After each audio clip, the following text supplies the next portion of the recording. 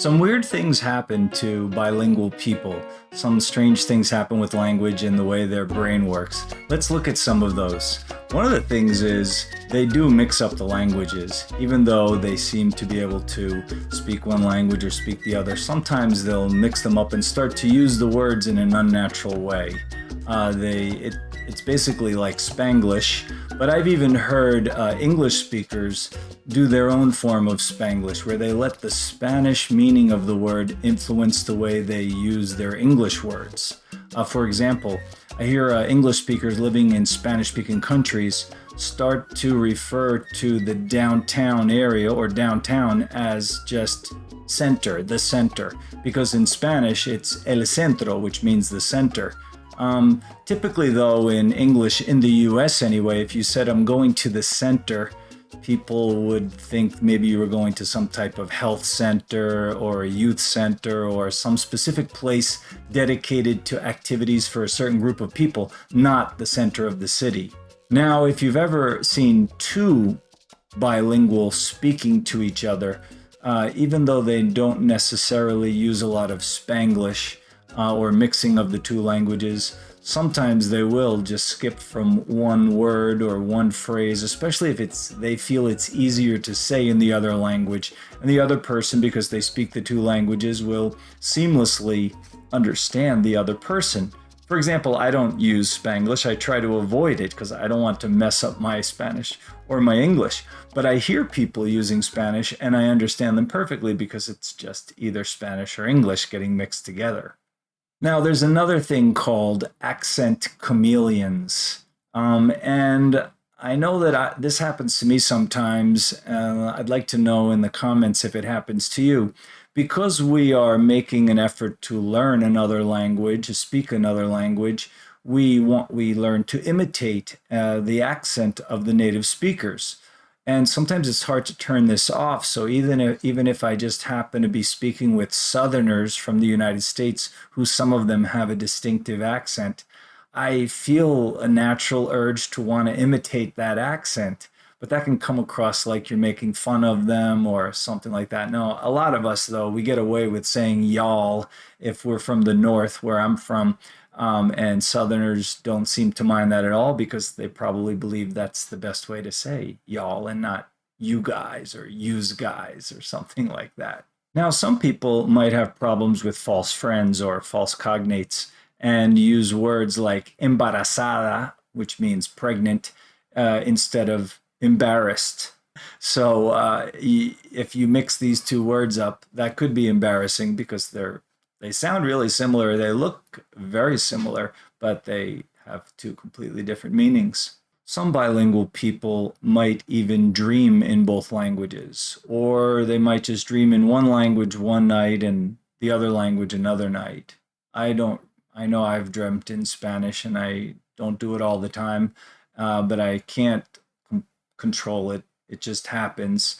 I do think it's funny, though, that a lot of people, they claim they've started to dream in whatever that language is that they're studying, and that's a sign of their fluency. But I think it's just you're studying the language a lot, and just like a lot of things, whatever you're thinking about a lot during the day sometimes comes out in your dreams. I don't think it's necessarily a sign of fluency. There is a problem for bilingual people, especially if you're using your phone or your computer and you're typing in the different languages. Sometimes the spell check or the spell correct, the autocorrect wants to correct the word and offers the different word in the other language. And that can get a little bit frustrating when you just want to write in English and you're getting Spanish suggestions or vice versa. I have heard of in some bilingual families that they have rules in their house where they only speak Spanish in the house and they can speak whatever they want when they go outside of the house. Do any of you have you ever lived in a house like that where you specifically your mom or dad had a rule where you had to speak maybe their native language but outside of the house you spoke whatever the common language was of the country you were living in? For some people, you might have the problem that you're thinking in both languages and you're just kind of mixing them up. Maybe you're going back and forth so much that it starts to just become a jumble. I know once in a while I find that even though English is my native language, I'll forget a word in English and I'll be thinking of it in Spanish, which is my weaker language of the two. But I'll know the word in Spanish and I'll forget the word in English. It rarely happens, but it can happen. And sometimes there's just the right word in Spanish and that we maybe don't have in English. Again, it doesn't happen too often.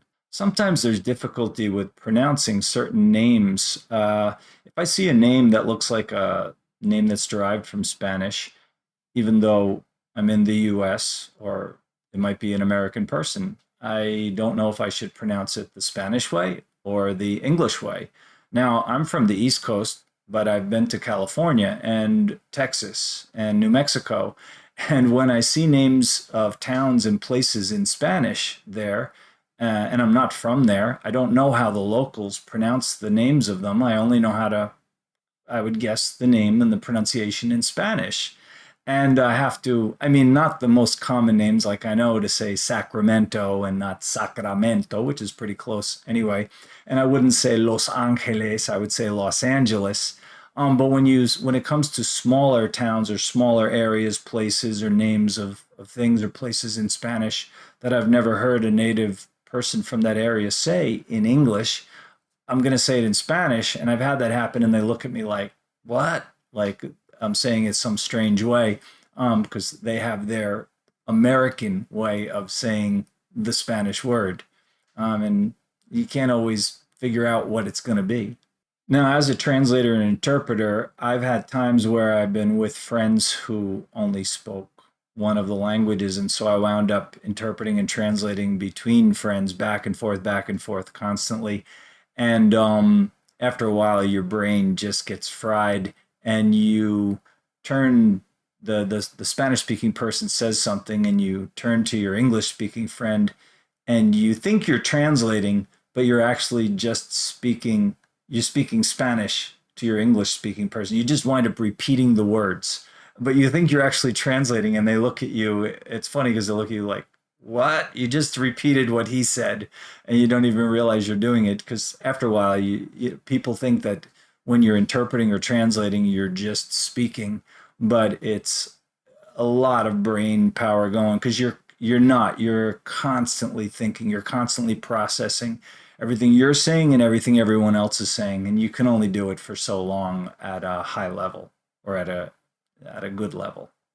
Another thing that can be difficult is if you're trying to translate or say like expressions like it's raining cats and dogs, or some kind of funny expression. Maybe you hear it in Spanish and then you try to understand it or say it in English, and a lot of those expressions don't always easily translate.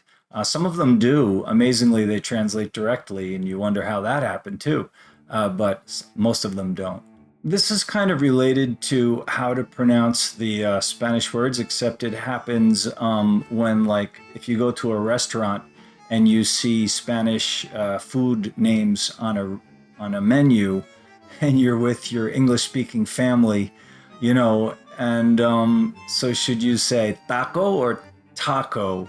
Should you say jalapeno or jalapeno, and quesadilla, or how do Americans say that? Quesadilla?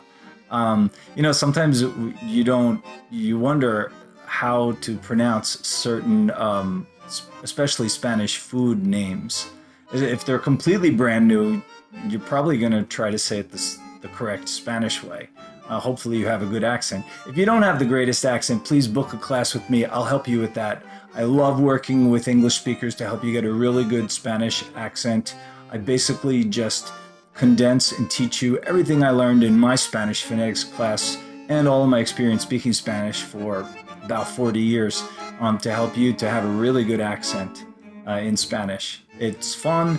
The better you pronounce Spanish, the more people are going to understand you better, and you're going to understand them because you will be pronouncing the word closer to the way they pronounce it too. So I hope this has helped you. If you like the video, give it a thumbs up, leave a comment, and subscribe. And remember that millions of people speak Spanish fluently, and you will too.